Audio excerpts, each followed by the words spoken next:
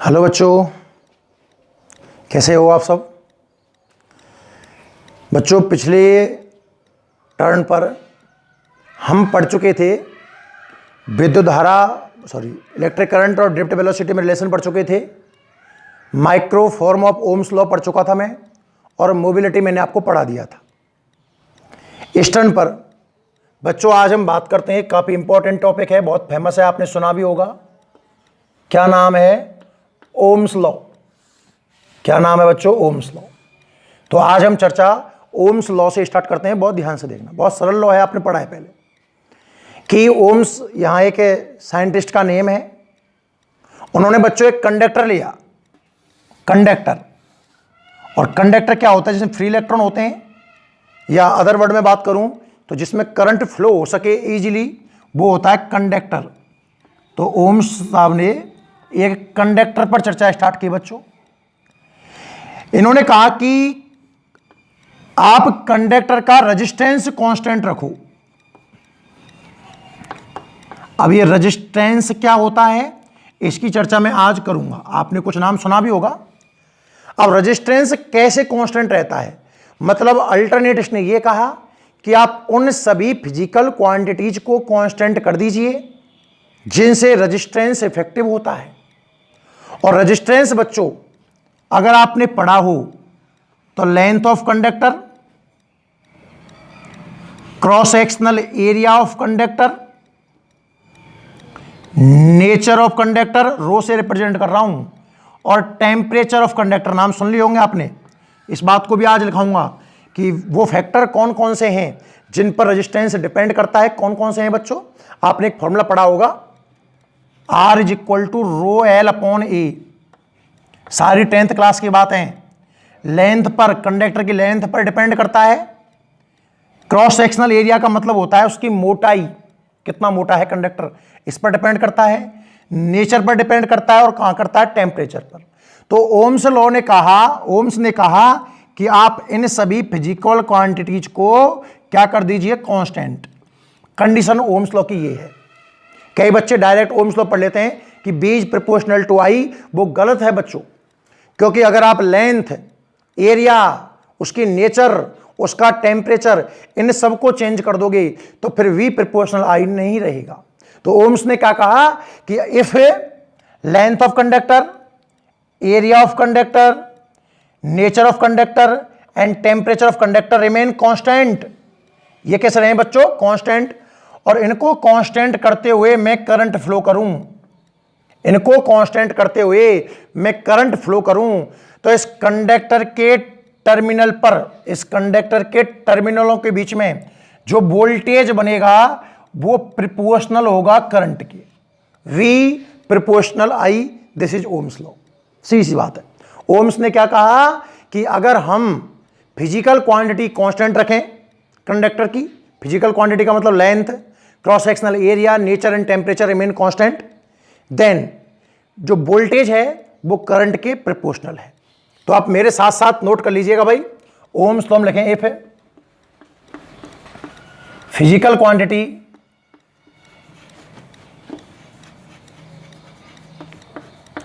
if a physical quantity of conductor, if a physical quantity of conductor remains constant, if a physical quantity of conductor, physical quantity के bracket में आप चाहो तो लिख लेना, physical quantity of conductor के bracket लिख देना बच्चों, length, area, nature and temperature remain constant,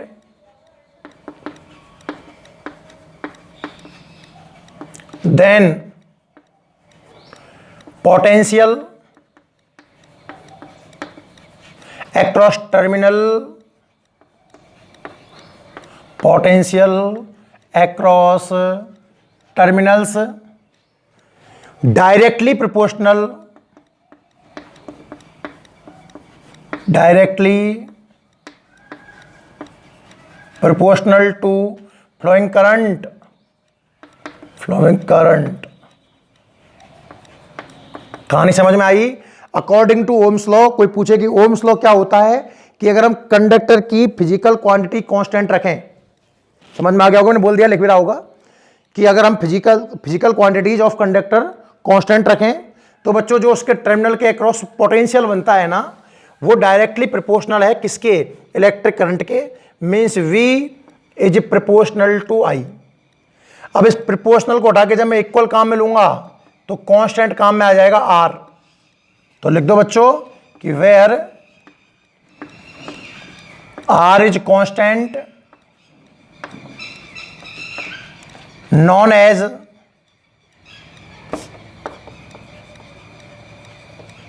resistance, known as resistance। और जो R का यहां से फॉर्मूला आएगा वो आएगा V अपॉन I। नोट करिए रफ्तार में यहां तक पहले, if physical quantity of conductor remain constant then potential across terminal directly proportional to flowing current. अगर हम फिजिकल क्वांटिटी कांस्टेंट रखें तो जो कंडक्टर के टर्मिनल्स पर जो पोटेंशियल जनरेट होगा वो उसमें फ्लोइंग करंट के प्रोपोर्शनल होगा। V is proportional to I, V is equal to IR, R is proportional constant known as resistance. यहां तक कहानी समझ में आ गई। जल्दी से आप इसका एक स्क्रीनशॉट ले लो, मैं आगे बढ़ता हूं। अब बच्चों बात करें ग्राफ के बारे में, हल्की सी बात कर लें कि अगर मैं V और I का ग्राफ डिजाइन करता हूं बच्चों, तो जैसा कि आपको पता है कि B is proportional to I, और जो फिजिकल क्वांटिटी प्रोपोर्शनल होती हैं उनके बीच में ग्राफ जब डिजाइन किया जाता है तो बच्चों ग्राफ आपको मिलता है स्ट्रेट लाइन।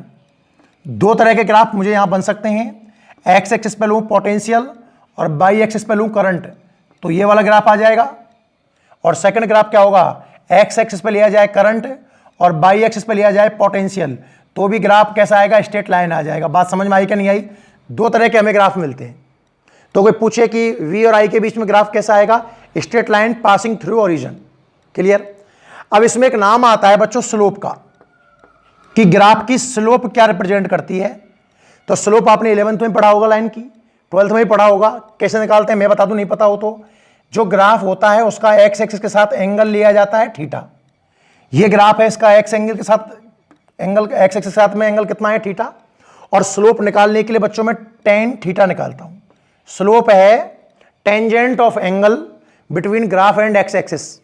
स्लोप क्या है, डेफिनेशन है tangent of angle between graph and x axis. तो बच्चों अगर मैं टेन थीटा निकालना भी चाहूं तो टेन थीटा होता है परपेंडिकुलर अपॉन बेस। ये एंगल है, अगर मैं एक राइट एंगल ट्राइंगल बनाने का प्रयास करता हूं तो एंगल के जो बिल्कुल फ्रंट पे होगा वो परपेंडिकुलर, तो परपेंडिकुलर तो भाई साहब कितना आ गया, यहां से आई की रीडिंग आएगी। और बेस क्या है, बी आई अपॉन बी। और आप याद करिए ओम्स लॉ में V is equal to IR आया था ना। इसमें अगर मैं I अपॉन बी निकालना चाहूं, I अपॉन बी, तो बच्चों 1 अपॉन R आएगा। तो यहां से जो R है ना वो एक तरीके से 1 अपॉन स्लोप आएगा। टेन थीटा तो स्लोप है, मतलब स्लोप का इनवर्सली प्रोपोर्शनल रेजिस्टेंस है। और अगर मैं इस वाले डायग्राम में बात करूं बच्चों स्लोप की, मतलब टेन थीटा की, मतलब परपेंडिकुलर अपॉन बेस की, मतलब B अपॉन I की, तो B अपॉन I R है। तो यहां बच्चों स्लोप ही रेजिस्टेंस है। एक बात इंपॉर्टेंट बनती है, वो आप याद रखेंगे कि जब हम B और I के मध्य ग्राफ प्लॉट करते हैं तो ग्राफ आता है स्ट्रेट लाइन, उसकी स्लोप भी रेजिस्टेंस हो सकती है और स्लोप का इनवर्स भी रेजिस्टेंस हो सकता है। डिपेंड करेगा कि कौन से एक्सिस पे आपने क्या लिया है। इसलिए एक तर्क याद ना रखें कि स्लोप ही रेजिस्टेंस है या इनवर्सली प्रोपोर्शनल रेजिस्टेंस है। आप याद रखिएगा दोनों ही रेजिस्टेंस है। पहले तो आप इसको नोट करो जल्दी से। और इसमें दो बात लिखें नीचे, स्क्रीन पॉज करके बच्चों लिख लेना, वीडियो बहुत लंबा हो जाएगा अदरवाइज। चलो लिखो इसमें कि व्हेन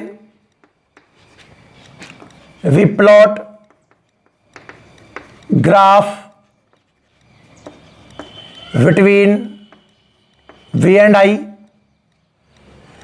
नोट कर लीजिए मैं रफ्तार में बोल देता हूं। When we plot graph between V and I, it will be straight line passing through origin. When we plot graph between V and I, it will be straight line passing through origin. Passing through origin. Passing through origin. Slope of graph, दोनों graph बन सकते हैं ना। Slope of graph, slope of graph proportional और inversely proportional to resistance, दोनों बातें हो सकती हैं, देख लो। स्लोप ऑफ ग्राफ प्रोपोर्शनल भी हो सकता है रेजिस्टेंस के और इनवर्सली प्रोपोर्शनल भी हो सकता है, तो लिख दिए स्लोप ऑफ ग्राफ प्रोपोर्शनल और इनवर्सली प्रोपोर्शनल टू स्लोप। नोट कर लिया होगा बच्चों। क्वेश्चन देखते हैं कल इसके ऊपर क्यों पढ़ाया है टॉपिक। सपोज यहां किसी बच्चे ने बी लिया, सर यहां हमने आई लिया, बहुत बढ़िया बहुत सुंदर, ये ओरिजिन है और ये मैंने दो ग्राफ प्लॉट कर दिए बच्चों, इसका रेजिस्टेंस है R1, इसका रेजिस्टेंस है R2 और आपको चार ऑप्शन दे दूं कि R1 बड़ा है R2 से, R2 greater than R1, R1 is equal to R2 and D है बच्चों none of these, which is the right answer, which is the right answer. कितने पैटर्न से कहूं, कम से कम 5-6 तरीके हैं करने के, पहले दो ही दिखाता हूं आपको। मेथड नंबर 1 देखिएगा बच्चों, पहला ग्राफ ये है R1 वाला, तो इसका एंगल ले लीजिए आप θ1 और इसका एंगल ले लीजिए आप θ2, ये θ1 और ये θ2। ग्राफ से जैसा कि आप समझ पा रहे हो, ग्राफ से जैसा कि आप समझ पा रहे हो θ1 इज ग्रेटर देन θ2, भाई साफ दिख रहा है यार, ये एंगल बड़ा है ये एंगल छोटा है। दोनों अगर मैं tan लगाना चाहूं तो tan θ1 is greater than tan θ2। अब इस कंडीशन में tan क्या है, या तो ये r है या 1/r है, तो दिमाग लगाइए tan, अच्छा tan राइट एंगल लगाया, tan परपेंडिकुलर I/B और I/B तो 1/r होता है सर, ये 1/r1 और ये 1/r2। इन इक्वेशन है बच्चों, याद होगा, अगर मैं रिवर्स करूंगा तो ये आंसर आएगा। जब इनको रिवर्स करते हैं तो ये भी साइन उल्टा हो जाता है, पता होगा आपको। मेथड नंबर 1 काफी लंबा है, चाहो तो ट्रिक सीख लो। मेथड नंबर 2 आपने क्या कहा, R is equal to B/I, तो आप तो वोल्टेज के पास जाके बैठ जाओ, वोल्टेज के पास बैठ गए। अब जो नजदीक है वो बड़ा है, जो दूर है वो छोटा है, तो वोल्टेज के नजदीक कौन सा है, R2, सीधी सी बात है R2 ज्यादा है और R1 कम है, खेल खत्म। नहीं समझ में आया, कितने ही क्वेश्चन प्लॉट कर लो जितनी तुम्हारी इच्छा है, क्वेश्चन लिखने से पहले आंसर आपके सामने होगा। ये लो, यहां ले लिया I, यहां ले लिया B, ये ले लिया R1 और ये ले लिया R2, बताओ कौन ज्यादा है बच्चों। तो मैंने दिमाग लगाना स्टार्ट किया कि sir R is equal to, आपने कहा था B/I है, B पर जाकर के बैठ गया, ये बैठ गया, पास कौन सा है R1, तो सर R1 ज्यादा है R2 से, खेल खत्म। लॉजिक से अगर समझना चाहो बच्चों तो पहले वाले का एंगल होगा θ1, दूसरे वाले का एंगल होगा θ2। अब की बार θ1 ज्यादा है θ2 से, tan लगाऊंगा तो tan θ1 ज्यादा है tan θ2 से। और बच्चों याद करो इस कंडीशन को, R is equal to B/I, ये तो R है डायरेक्ट, तो R1 ज्यादा है R2 से, कैसे ही कर लो आंसर वही आते हैं जो होता है। कहानी आपको समझ में आई होगी, जल्दी से आप इसको नोट करें, शॉर्ट ट्रिक से आंसर ले आएंगे 1 सेकंड के अंदर हम। ठीक है साहब, ओम्स लॉ हो गया, ग्राफ पर चर्चा कर ली, अच्छा बहुत बढ़िया बहुत सुंदर, बहुत मजा आ रहा है। अच्छा नेक्स्ट आप हेडिंग लगाइए बच्चों, रेजिस्टेंस। ओम्स लॉ में एक नाम आया, बार बार नाम आएगा, बहुत परेशान करेगा आपको जीवन में, इसका समाधान करते हैं, पूरा इसका पोस्टमार्टम करते हैं आज। हेडिंग लगाइए रेजिस्टेंस। रेजिस्टेंस, ध्यान से देखिएगा बच्चों, होता क्या है रेजिस्टेंस। डेफिनेशन आपसे कभी नहीं पूछी जाएगी, मेरी गारंटी है।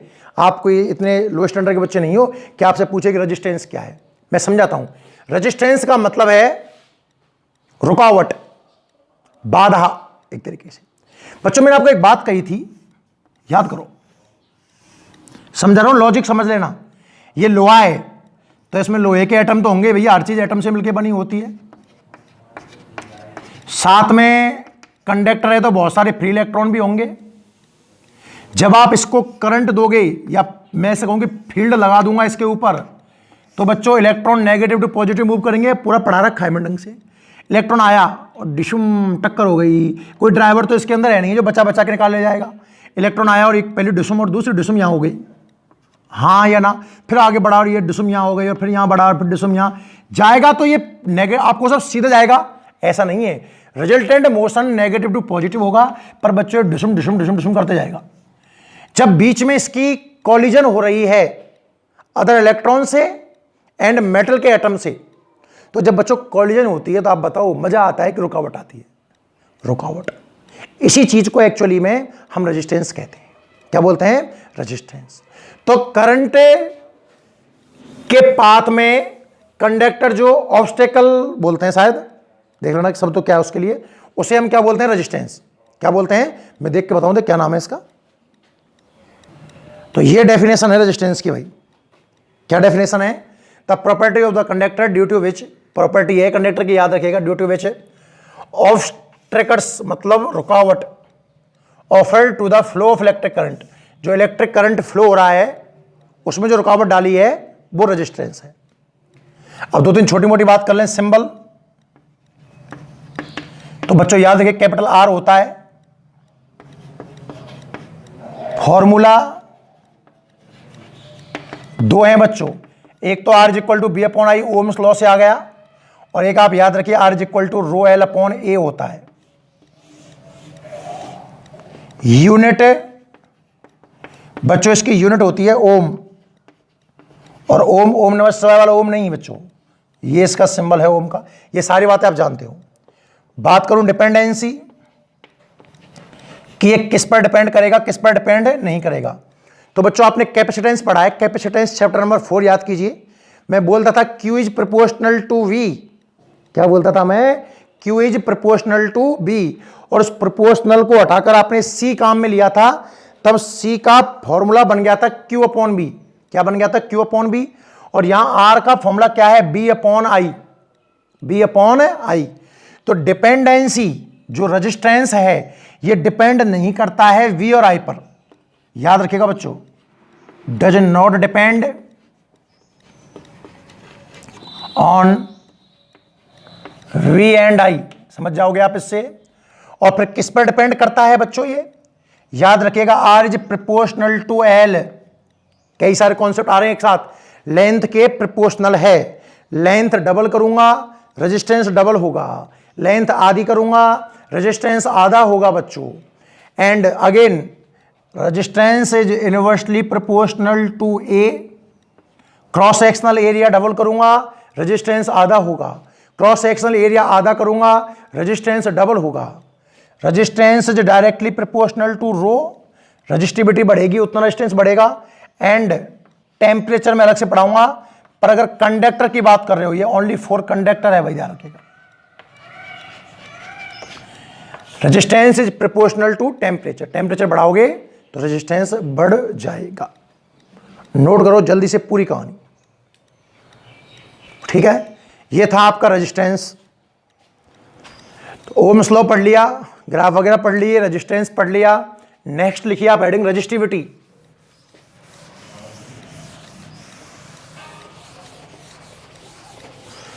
नेक्स्ट लिखिएगा बच्चों हेडिंग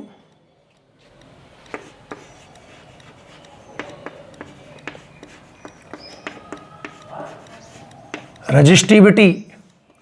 क्या हेडिंग है? रेजिस्टिविटी। और इसको मोस्ट इंपॉर्टेंट कर देना, इसमें से चाहे क्वेश्चन 1 नंबर का ही आए, पर एग्जाम में आने की पॉसिबिलिटी सबसे ज्यादा है बच्चों किसमें से? रेजिस्टिविटी में से। ध्यान से देखना कैसे क्या होता है ये। आप सब फॉर्मूला जानते हो बच्चों, R इज इक्वल टू होता है रो एल अपॉन ए। क्या होता है बच्चों? R is equal to rho L upon A, हाँ या ना? रो इसमें रेजिस्टिविटी है, और अगर मैं रो के फॉर्मूले की बात करूं तो इस फॉर्मूले से एक फॉर्मूला और आएगा बच्चों रो का, क्या? R A upon L. क्या आएगा बच्चों? R A upon L. बताओ ये कहानी समझ में आई कि नहीं आई? रेजिस्टेंस का फॉर्मूला है R is equal to rho L upon A, rho L upon A. यहां से रो का फॉर्मूला क्या आ गया? R A upon L. अब आप अज्यूम कीजिए कि length is unit means 1 metre, जो कंडक्टर की लेंथ है आप उसको 1 मीटर मान लीजिए। And cross sectional area is also 1 metre square. Unit length और यूनिट ही मैंने क्या मान लिया? Cross sectional area. और दोनों की जगह अगर 1 पुट करूं बच्चों तो आप महसूस करोगे rho is equal to R. Resistivity resistance के इक्वल है, पर कब? इन दिस कंडीशन, अगर हम लेंथ लें यूनिट, क्रॉस सेक्शनल एरिया लें यूनिट, एक वायर लूं, एक कंडक्टर लूं जिसकी लेंथ यूनिट हो और क्रॉस सेक्शनल एरिया भी यूनिट हो, तो उसका रेजिस्टेंस ही रेजिस्टिविटी, या इसका एक नाम और है बच्चों स्पेसिफिक रेजिस्टेंस। स्पेसिफिक है, स्पेसिफिक रेजिस्टेंस का मतलब होता है resistance in A special condition, specific resistance क्या होता है? Resistance in A special condition. ध्यान से देखो, रो आर यानी कि रेजिस्टेंस ही है पर एक स्पेशल कंडीशन में, और वो कंडीशन क्या है? Unit length and unit cross sectional area. यहां अगर मैं डेफिनेशन लिखना चाहूं बच्चों, तो डेफिनेशन क्या होगी कि रेजिस्टेंस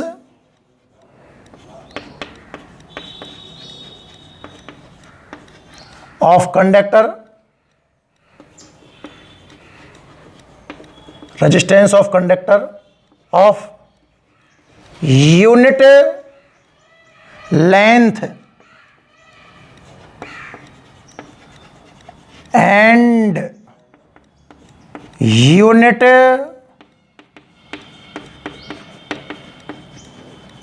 क्रॉस सेक्शनल एरिया। नई बात समझ में आई? Resistance of conductor of unit length and unit cross section area is known as resistivity. अरे डेफिनेशन समझ में आई ना? तो आपको केवल कुछ फालतू ज्ञान नहीं बांटना है, हेडिंग डालनी है, रेजिस्टिविटी देख लो, बाद में एक साथ लिख लेना, उसके ब्रैकेट में लिख देना स्पेसिफिक रेजिस्टेंस, और फिर डायरेक्ट डेफिनेशन लिखनी है कि resistance of conductor of unit length and unit cross sectional area is known as resistivity. Symbol की बात करें, छोटी मोटी बात, तो बच्चों जो इसका सिंबल है वो है रो। क्या सिंबल है? रो। बहुत बढ़िया। बात करूं यूनिट की, अच्छे सोचना बच्चों, अगर हम इसकी यूनिट की बात करें ना, तो यहां से आप यूनिट पे चर्चा कर लो। यहां से रेजिस्टेंस के लिए क्या आ गई? Ohm. Cross sectional area metre square, और लेंथ के लिए मीटर ने मीटर को मार दिया, तो यूनिट क्या बच गई बच्चों? Ohm into metre. आप याद रखिएगा, अगर कहीं सवाल में आपको 5 ओम नजर आता है मीन्स वो रेजिस्टेंस है, और 5 ओम इंटू मीटर नजर आता है मतलब वो रेजिस्टिविटी है। ये दो बातें हुई डेफिनेशन, सिंबल और यूनिट के। डेफिनेशन समझ में आ गई होगी। Resistance of conductor of unit length and unit cross sectional area is known as resistivity. Symbol हो गया, यूनिट हो गया। नेक्स्ट जो सबसे मोस्ट इंपॉर्टेंट बातें हैं वो दो बातें हैं, ध्यान से देखना। पहली बात तो यह है कि resistivity does not depend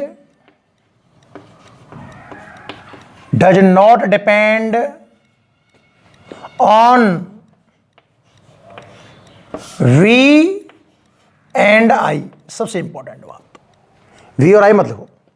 does not depend length and cross sectional area, most important बातों में से है बच्चों। Does not depend length and cross sectional area. आप अलग अलग लेंथ के वायर लें, जैसे मान लो, अच्छा एक बात और समझो फिर समझ में आएगी। फिर किस पर डिपेंड करती है sir? Resistivity depends on nature of conductor and temperature. Main तो नेचर ऑफ कंडक्टर है। अब मेरी बातें आप बहुत ध्यान से सुनिएगा बच्चों। मान लीजिए कि लोहे का कोई वायर है जिसकी रेजिस्टिविटी कुछ ओम इंटू मीटर है। अब आप उस वायर को काट दो, तोड़ दो, मरोड़ दो, लपेट दो, कुछ भी कर लो, उसके साथ में रेजिस्टिविटी कभी भी चेंज नहीं होगी। अगर आप मेटल ही चेंज कर देते हो कि स्टार्टिंग में जो वायर था एल्यूमिनियम का था और फिर वायर कॉपर का हो गया, तो रेजिस्टिविटी चेंज होगी और टेम्परेचर से भी चेंज होगी। कैसे, वो तो हम कल की क्लास में जानेंगे। पर लेंथ और एरिया से रेजिस्टिविटी पर कोई इफेक्ट नहीं आएगा। क्यों बता रहा हूं, सारी बात सुनिएगा। एक क्वेश्चन के माध्यम से क्लियर करना चाहूंगा। यहां तो आपको लिखना ही है, resistivity specific resistance, resistance of conductor of unit length and unit cross sectional area is known as resistivity. Symbol unit समझ में आ गया। ये डज नॉट डिपेंड, ये डिपेंड नहीं करता है लेंथ और क्रॉस सेक्शनल एरिया पर, ये डिपेंड करता है रेजिस्टिविटी और टेम्परेचर पर। सपोज एक क्वेश्चन है कि दो कंडक्टर हैं, आपको दो कंडक्टर दिए बच्चों इस टाइप के, ये लो कंडक्टर नंबर फर्स्ट, इसकी कुछ लेंथ ले ली मैंने L सपोज, और क्रॉस सेक्शनल एरिया ले लिया ए। और जिस मेटल का ये बना हुआ है, पहला कंडक्टर बना हुआ है, उसी मेटल का एक और अलग लेंथ का, अलग क्रॉस सेक्शनल, कुछ भी हो सकता है, मुझे नहीं पता, लेकिन कुछ भी ले लिया, 12 ले लिया, इसको 5A कर दिया, कुछ भी जो मेरा मन करेगा। मेरी बात समझे आप? एक ही मेटल के दो कंडक्टर आपको डायग्राम में दिख रहे हैं, एक ही मेटल के दो कंडक्टर आपको डायग्राम में दिख रहे हैं बच्चों, उनकी लेंथ और उनका क्रॉस सेक्शनल एरिया डिफरेंट है। अब मैं जानना चाहता हूं कि उनका रजिस्टिविटी कितनी होगी, या इसकी रजिस्टिविटी मैंने ρ1 मान ली और इसे कितनी मान ली, ρ2, और क्वेश्चन पूछ लिया what is the ratio of ρ1 and ρ2, what is the ratio of ρ1 and ρ2। तो आपका आंसर क्या होगा? ये जिस मेटल का है, ये भी उसी मेटल का है, मेटल सेम है, बिना सोचे समझे आप आंसर दे देना कि ρ1 और ρ2 इक्वल हैं बच्चों, और जो चीजें इक्वल होती हैं उनका रेशियो होता है 1:1। कहानी समझ में आई? तो आज के इस लेक्चर में बच्चों यहीं तक। ओम्स लॉ पढ़ लिया है, रेजिस्टेंस पढ़ लिया है, रेजिस्टिविटी पढ़ ली है, इस पर क्वेश्चन भी मैंने करने का प्रयास किया है। तो बच्चों आज के लेक्चर में यहीं तक है, और बाकी अगली वीडियो के लिए वेट कीजिए। धन्यवाद।